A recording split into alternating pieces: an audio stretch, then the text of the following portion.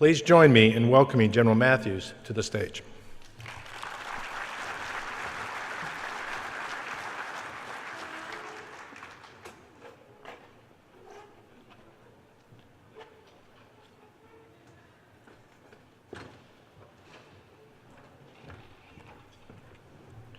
Well, thanks very much, General Wood.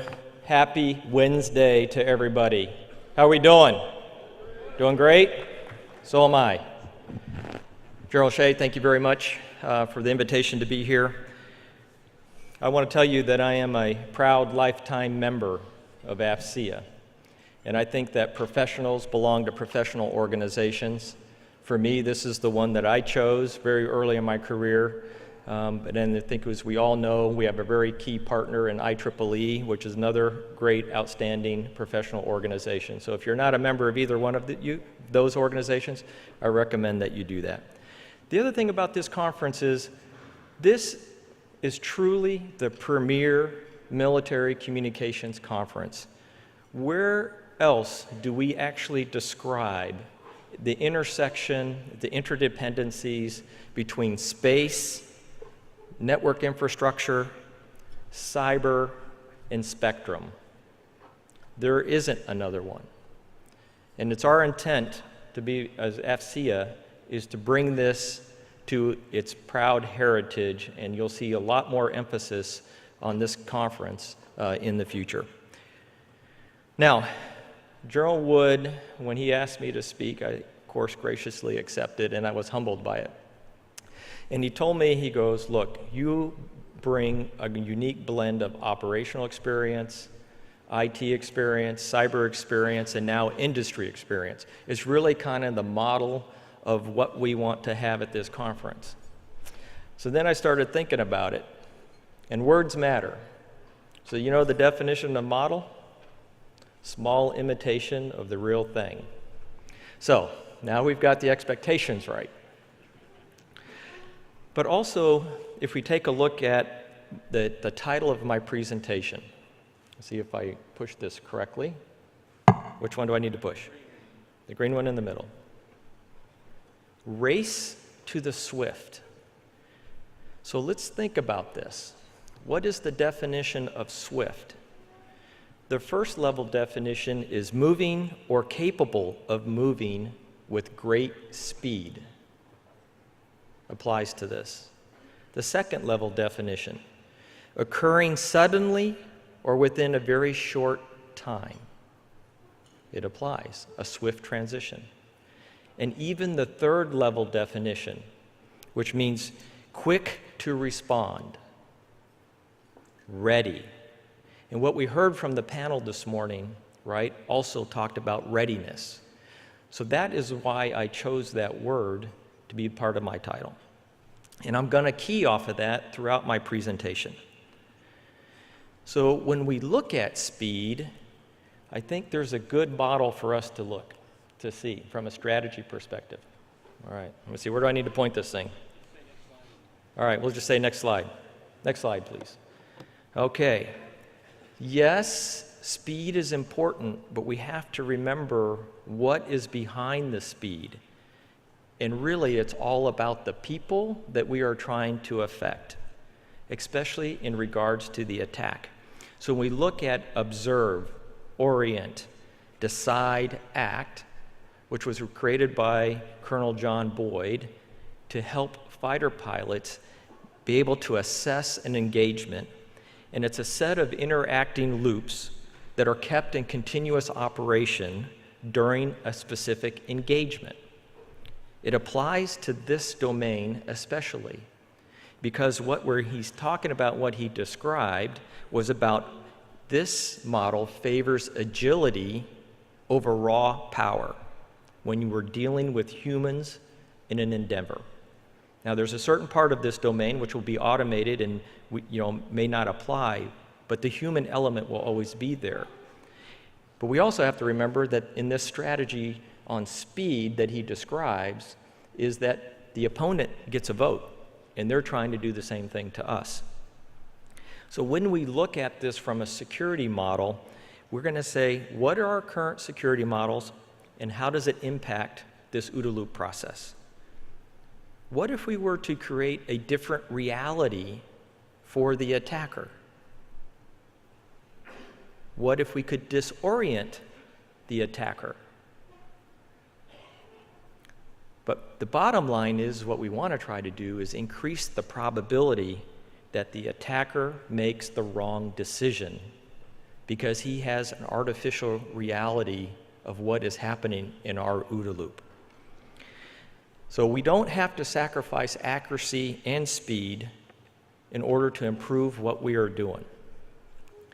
So from an industry perspective, how do we see this challenges to cyber for speed? Next slide, please. For me and my team, we assess this as the fog of more.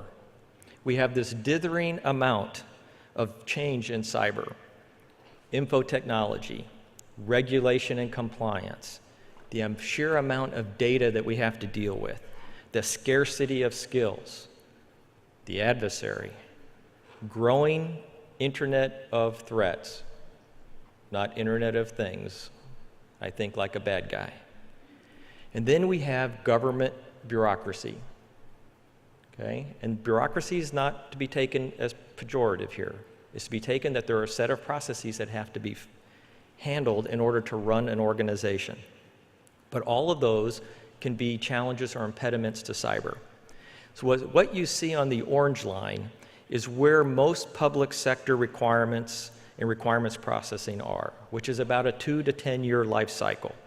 And that has to accelerate when we talk about cyber acquisition and what that model, because it has to be able to keep up with this quantum leap in technology change that is happening from year to year. But for us in the audience, right, when we look at it from a DoD perspective, we're somewhat on a 5-year defense plan. And that's where our budgeting cycle comes in. And considering the advances of cyberspace technology, it's just not going to work. And we've got to figure this out. And if we look at it through 2 laws, most of us probably really understand Moore's law, right? Which was the observation that the number of transistors in a dense integrated circuit is going to be doubled approximately every 2 years. And every time we think we come up to that limit, guess what? We have wonderful innovation that pushes us to the next level. So his was the blue line. Then if you look at the purple line is Bezos' law. Yes, the same Bezos who's the CEO of Amazon. And here's what his observation is that over the history of cloud, a lot of organizations are still trying to get to cloud, but cloud has been out there for a while. We do have a history of cloud. That a unit of computing power price is reduced by 50% every 3 years. So with those two combined together, what does that really mean? Well, here's what it simply put. Bezos' law measures the component of a given unit of computing power over a period of time, as compared with Moore's law, which is the known number of transistors in the integrated circuits over a period of time. But if we look at it, how does it apply to us today? While Moore's law is talking about the rate of change of a CPU, it's only a small fraction of the cost when you move to the cloud. Okay, and that's where you get total cost of ownership on. That's where these two things collide. So the question then is, well, how does that really affect our domain and what we are trying to do? When we talk about the domain of cyber, what is unique about it? One probably could very easily argue that it was the first domain created by God when he said, "Let there be light." Then he created the other domains. And then when we look at the characteristics, right, physics still continue to play an important role here when we talk about the electromagnetic spectrum. And there's only certain ways that we can bend light to be able to do what we want it to do. But an important distinction here between our country and our adversaries is the strong declaratory stance. And the only country right now that has a declaratory stance in this regard, in this domain, are the Russians. And they actually established it in the 1990s. And they said an attack on their information system equals the same type of attack that would happen with nuclear weapons. That is a strong declaratory policy. And then when we look at the Chinese, they don't refer to this as cyber either. They refer to it as the radio electronic combat spectrum. And if you read their literature, what it is reinforcing are their command and control nets, their logistics, and their information systems. So in this domain, we've got to still do some catch-up when we talk about deterrence and policy.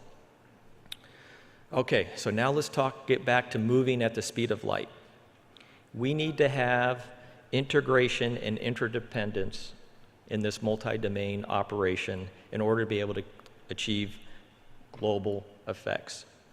In this cross-domain, it is the ability to leverage capabilities from different domains to create unique and often decisive effects. And I'm fully confident that our military can do that, and we can address whatever the U.S. national security objectives are. But we in this room are responsible for providing that type of integration. Now, the figure on this slide, then we'll go next slide, really portrays the relationship amongst these operational domains. This is important to consider because in modern warfare, all domains are interconnected via cyberspace. The cyberspace segments are connected and supported by physical infrastructure, electronic systems, and portions of the electromagnetic spectrum. As new systems and infrastructures are developed, they're going to use increasingly different parts of the electromagnetic spectrum. It was addressed by the first panel, right? We've got to be concerned about that on being able to leverage moving from one to another. But the new systems are also going to have higher data processing capacity and speed. And they're also going to be able to leverage greater bandwidth. So these systems are going to have to be prepared to be able to change frequency dependencies, as was discussed by the earlier panel, because this is the place that they're going to operate in the electromagnetic spectrum. So at the bottom line of this is that physical maneuver exists in cyberspace. We can outthink the enemy. We can do frequency hopping for equivalent, so we can do IP hopping. We can create things in a virtual environment for a mission set, even if we've been penetrated, wipe it away, so when we execute the mission, we're now in a known good environment. We can change the terrain. So I fall on the side of that cyberspace is a man-made domain and is therefore unlike the natural domains of air, land, and sea. It requires continued attention from humans to persist and encompass the features of specificity, global scope, and emphasis on the EMS. Cyberspace nodes will physically reside, they currently reside, in all domains. And activities in cyberspace allow freedom of action for activities in the other domains. And the activities in the other domains then create the effects through cyberspace. Now, the greatest threat that we have to this, in my view, is a catastrophic event or a catastrophic threat. And that threat involves the acquisition, possession, and use of weapons of mass destruction, or methods producing WMD-like effects. And while WMD attacks are all kinetic, physical attacks, they may have profound effects in the cyberspace domain, specifically degrading or destroying key cyber-based vital infrastructure. And what I'm talking about here are SCADA systems. So we'd have to go back to the earlier panel too, where they talked about, hey, you remember back when in the old days? Well, at the height of the Cold War, one of the things that we were really concerned about was an electromagnetic pulse. that is a WMD type effect that we have gotten away from in our engineering, in our requirements. And I think we need to get back to that in order to have the resiliency that's going to be needed. So with that as a backdrop, how does all this going to affect operations and warfighting? So let's take a look at the construct of cyberspace. Next slide, please. It's simply three separate things. We have operations of cyberspace, we have operations in cyberspace, and we have cyber operations through cyberspace. And between the of and control, there's a natural back and forth that has to go from active defense and passive defense. But where I think we don't spend enough time is remembering why did we even create this, and it was about the use of it for creating combat effects. And if you're awake up there, you see C5 ISR. Yes, I think it's time that we change the lexicon from C4 ISR to C5 ISR. So where do I see this from an industry perspective? And how are we trying to change the conversation? Next slide, please. There are two basic concepts here. You have defense in depth, or what we're trying to now change the conversation to depth in context. So defense in depth has developed over time by this cycle of continuing to add different layers of more protections and security controls to protect the agency and its assets. But there are some issues with this approach. One is we're going to continue to play catch-up. It's a war of attrition. But the biggest issue with defense in depth is that when we implement them, these layers are not integrated. They're not integrated. Furthermore, if you have defense in depth and they finally get to that center core, you've kind of now lost everything. But that's not where we are today. Today, we're in a world where our high-value assets are actually distributed. So your protection has to be distributed around them. The context of those assets is more important than their location. And this is where we now move into defense in context, which takes the approach of leveraging all the security-related information available and integrating it into an operational situational awareness in context. It comes down to risk. And General Lynn talked about that yesterday. So what's included in this context? It's going to include information that we as security professionals have not previously had. For instance, the location used to primarily be static, right? In the office, the terminal. Now we're mobile. So where is the individual who's assessing the data, and where is he at? What's the device? What network are they accessing the company or corporate or government information from? And there are other attributes that go around context. What is the individual allowed to access? What are controls necessary in place if they're accessing the information from an unknown network or a foreign network? Should they have that same exact access to the level that they would have at their home network? So all these things have to come together, and then you also have to add in what's the current behavior that we're seeing from the individual, or what we think is the individual, if their credentials have been compromised. And is that behavior similar to their peers, right? So you see that as part of the insider threat or insider risk. But these things all have to come together in information that we don't currently generally have today. So when we look at that, then what matters in being able to transform this into something that's actionable? And I think there are really 6 key characteristics. So this is what I've learned in my coming up on 2 years in industry. Next slide. The first thing that matters in a cyber situational awareness is speed matters, hence the theme of this conference. Breaches are inevitable. Cyber situational assessments have to be ongoing. Automation is going to be key. And you have to have analytics to reduce the time to mitigate the damage. So how does speed matters? How does that get achieved? It gets achieved through innovative analytics. Resiliency matters. We have to be prepared for the unexpected. And we have to do that by protecting the confidentiality, the integrity, and the availability of data. When I was the CIO at US Transcom, what I was the most scared of was that my data was compromised and we couldn't trust the data. That would slow down in magnitudes of order our ability to operate logistically globally. So how do we are going to achieve that? That has to be achieved through end-to-end data protections, through visualization, and of course continuity plans. Intelligence matters.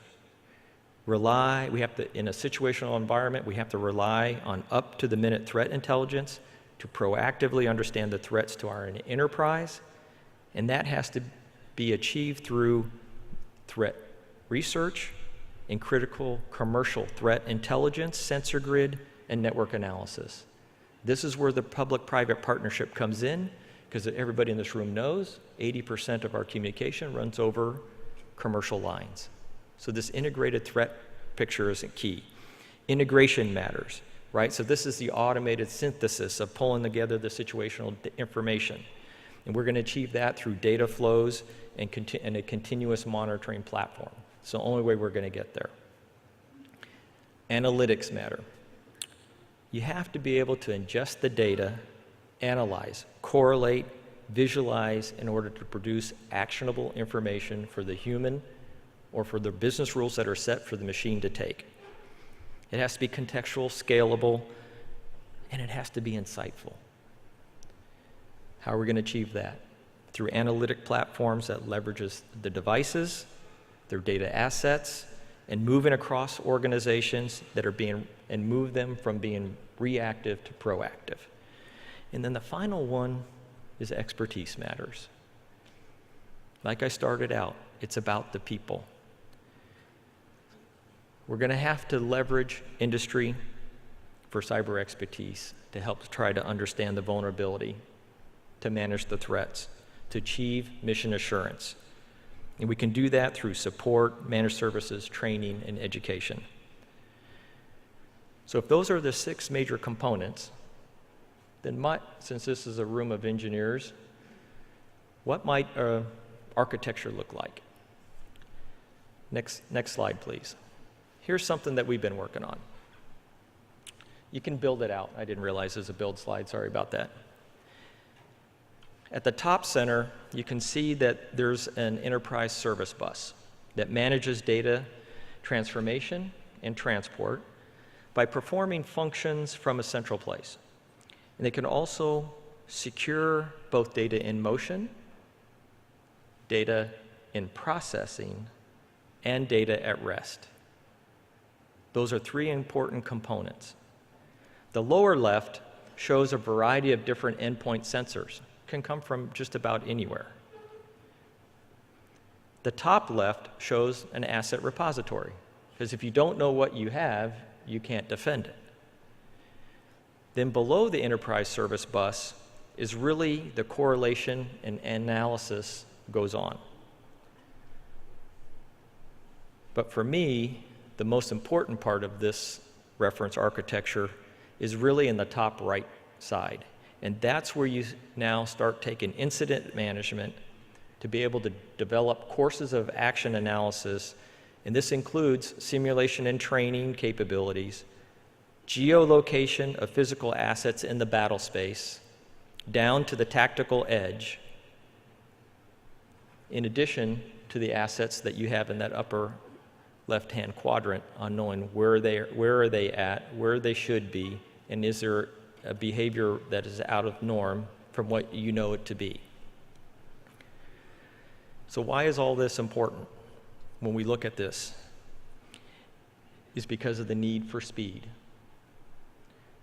And the way that we are seeing the requirements that come out of the government for us in this room to solve in regards to C5ISR, EW, space, kinetic and non-kinetic effects.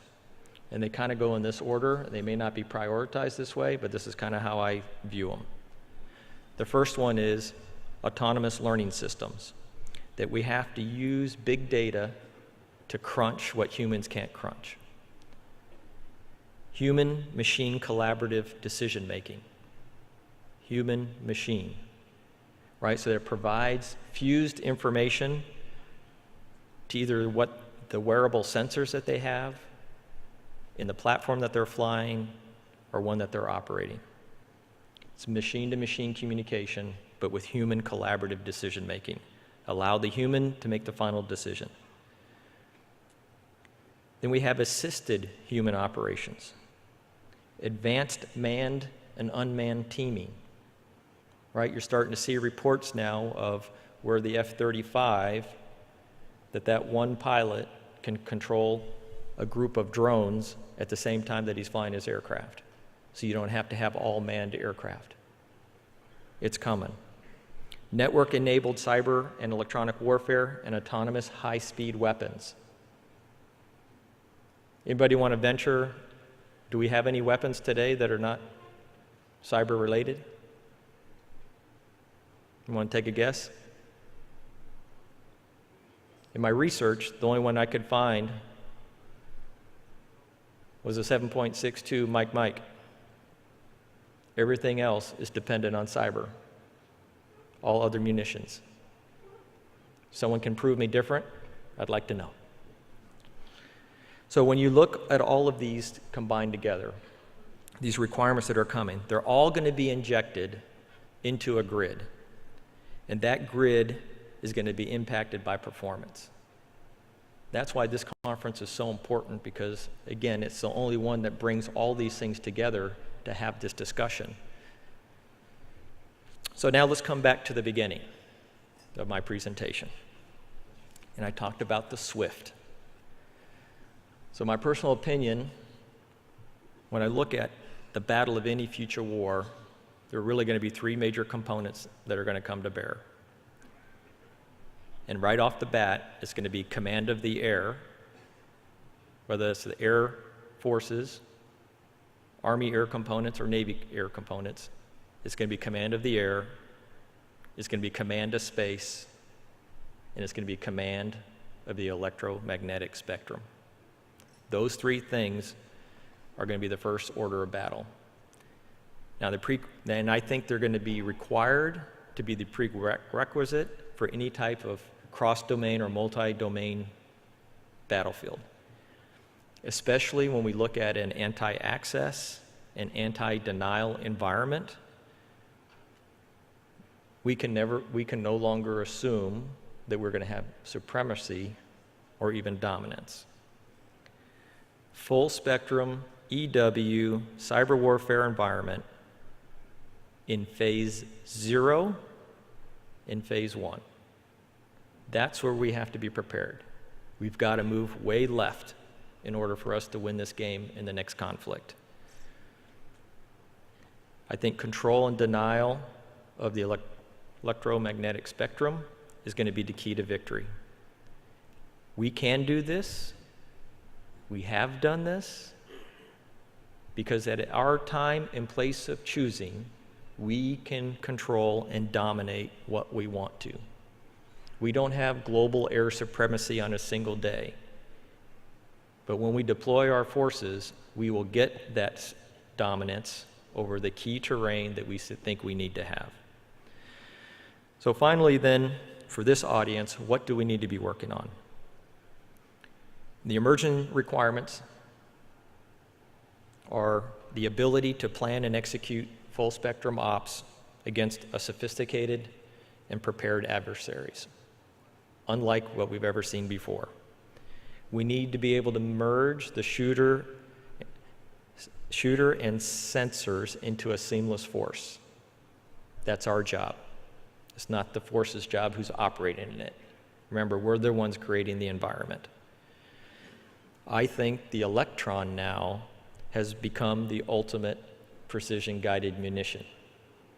1995, I wrote about software being the ultimate precision-guided munition, and now 20 years later, I think it's actually the electron. I'm a slow learner too, just like Bill Lasher said he was this morning. Are you still here, Bill? You're gone now? Okay. And then finally, None of this is going to be possible if we don't figure out how to do cyber resiliency. That is what's going to be required for dominance. If we don't have cyber resiliency, we will not have dominance in all other domains, and that's where our greatest risk is at. So, a lot to digest over lunch. Hopefully, you got 1 or 2 nuggets out of that. Otherwise, General Shea said I had to refund everybody's lunch. So I'm going to stop there, and we'll open it up for questions. Thank you, sir. Do you have any thoughts on the tension of increasing complexity in our technologies and the need for more simplicity in the operation of our systems to allow our operators to accomplish their mission? Absolutely. Complexity is the friend of the adversary. And we have to remember where our journey started, is that our networks got put together over a series of 20, 25 years in a stovepipe fashion, and then we integrated them together. And so we've got to step back from an architectural view that was mentioned this morning and figure out how to reduce the complexity in the network. Now, some technology will come help us do that. And I think Bill Lasher brought up about software-defined networking, and that might add some new complexity in there. I think that it would actually help simplify some of the things that we're doing. But the complexity part has to get solved. When we move to the cloud, I think it provides us with some less complexity if we don't have all these other legacy systems that they're going to have to interchange with. But as we move to the cloud, which I consider the great do-over for our domain, the last great do-over we had was Y2K, okay? But I think if we move to the cloud and we treated it with the sense of urgency, which we're not, the same way that we treated Y2K, I think we will put ourselves in a better posture. Hope that answered your question. If not, you can see me afterwards. Thank you. Your remarks clearly reflect new ways to operate or even think about the cyber domain. This is an obvious training challenge. Please share your thoughts on our most urgent training tasks and challenges. So I think the previous panel, again, kind of laid out what some of those challenges and focus area should be. But where I think we ought to be right now is on an operational side. I'm going to address it in 2 different ways. From an operational perspective, the understanding of the operators on how to integrate the effects of cyberspace into their normal kinetic processes is absolutely critical. And we're seeing the infancies of that. I think 3 years ago, we had the first graduating class from the Air Warfare Center at Nellis Air Force Base that included cyber operators. And it was fun for me to watch the beginning of a red flag to the end of a red flag, where the young F-15, F-22 pilots didn't talk about cyber. By the end of the red flag exercise, the first part of their briefing was all cyber related and how they can incorporate the effects of cyber into their missions. That has to continue to go on, and we need to do it at a greater scale. Where I see the greatest need of training is actually in our civilian core of the government. I think the services have done a great job on getting the training and education in place for the military members as we recruit them. We bring them in, and we have a great program on education to get out. But this is a particular area that we need to affect with our government civilians, because they truly are the ones who provide the greatest level of continuity as military members move in and out. But I don't think we put enough emphasis on that. Thank you. We heard comments yesterday about the importance of knowing who is on the net identity. Could you comment on this requirement as it relates to your defense in context? Yeah, I think there are 3 significant components: the user, the application, and the data. And when we talk about the user, identity and credentialing management come to the forefront. That is what we need to make sure that we have locked down and we have ways to verify the identity. To fight the adversary, we need to know attribution. because that's the only way we're going to be able to come up with a deterrence policy is if we know who it is that we have to respond to. And without that, we can't have a deterrence policy because we haven't said we're going to take action to do it, a declaratory policy.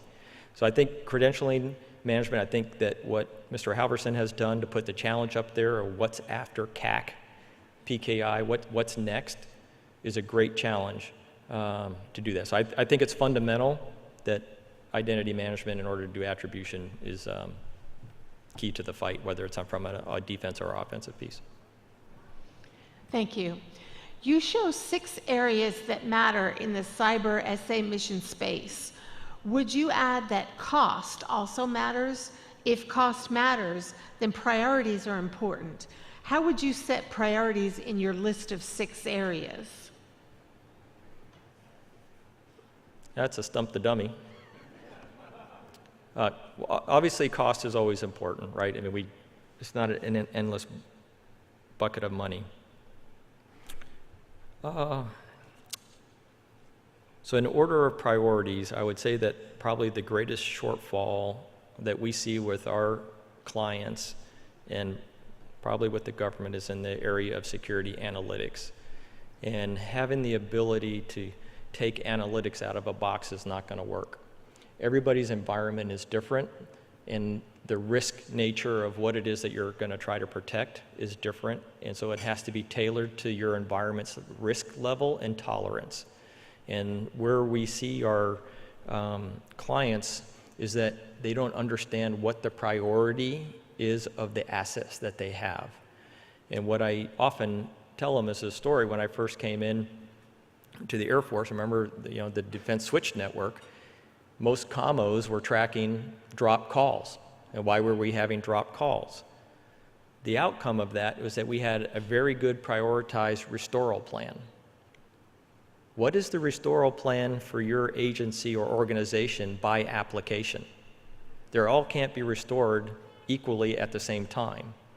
And this was another concept that I brought when I was the CIO at Transcom, is I sat down with every single mission owner, showed them every single application that they had, made them prioritize, if we lose the network or we lose key storage, what is the #1 application to be restored? And then we could, once they did that, we could go back and says, here's the finite amount of equipment, bandwidth, and stuff we have in order to do this. So is this the risk level you want to take? And if it wasn't, then we all had to go down and see the 4-star to try to figure out either we need more resources in order to provide the level of restoral continuity that the mission owner wanted to have. Thank you. We heard from the panel this morning about the need for the government to have rights to more technical data and intellectual property. From either an industry or a government perspective, where do you think some of the trade-offs might be to make this possible?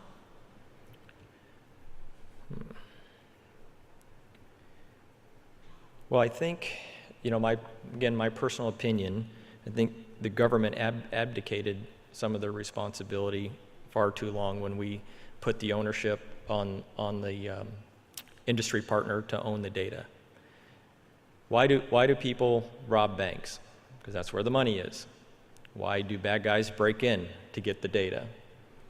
So I think there's a series of steps on risk that owner of the data needs to go through to determine what should they inherently keep as being government data or company data, and which data is truly public data and can be put out there. But we went through this, I think we swung the pendulum way too far for way too long, where again, my personal opinion, abdicated the government responsibility for protecting and owning the data. The other fallacy here is that when you outsource your data center, you're not outsourcing your data. You, as the government or the owner of the data, had the fundamental responsibility of protecting that data. It's not the service provider. You own the data, and you're the ones who's determining how the data is being accessed and how it's being processed. The outsourcer is just doing it in a more efficient and effective manner for you to process the data. But you, as the data owner, are inherently responsible for that data. And I think a lot of mission owners don't understand that they still have the responsibility of protecting that data. Thank you. When introducing new technologies, in your opinion, are we thinking enough at the front end about the threat of the denial of that new technology that's being introduced? How could we be more proactive about the unintended consequence? Yeah, I certainly don't think that we are. When I was out on the floor, I went by the CERDEC display, and I went over to the software engineering folks. And I shook their hands and I said, "You guys have the most important job there is." And they looked at me, and so I went on this little story. I started my job. We didn't call them software engineers at the time, but basically I was a software engineer. And we had very good configuration control over our applications and our data. Then in the late 80s, early 90s, we went to this thing called client server. We started pushing stuff out to the edge. Then in the mid 90s, we went to something called networking, right? I think that application developers punted their responsibility for application security to the network layer. I fundamentally believe it starts at the application layer because it goes back to it's all about the data. And so where we see this massive change actually happened in the mid-90s with Bill Gates. And if you'll remember, when we had Windows, a lot of people experienced what we called the blue screen of death. Well, Bill Gates understood about the sustainability, the reliability, and the security of his product. He shut the entire company down for 6 months, and they literally, figuratively and literally, wrote the book on threat-based modeling. And threat-based modeling then starts at the beginning of code development so that you're designing with the threat in mind.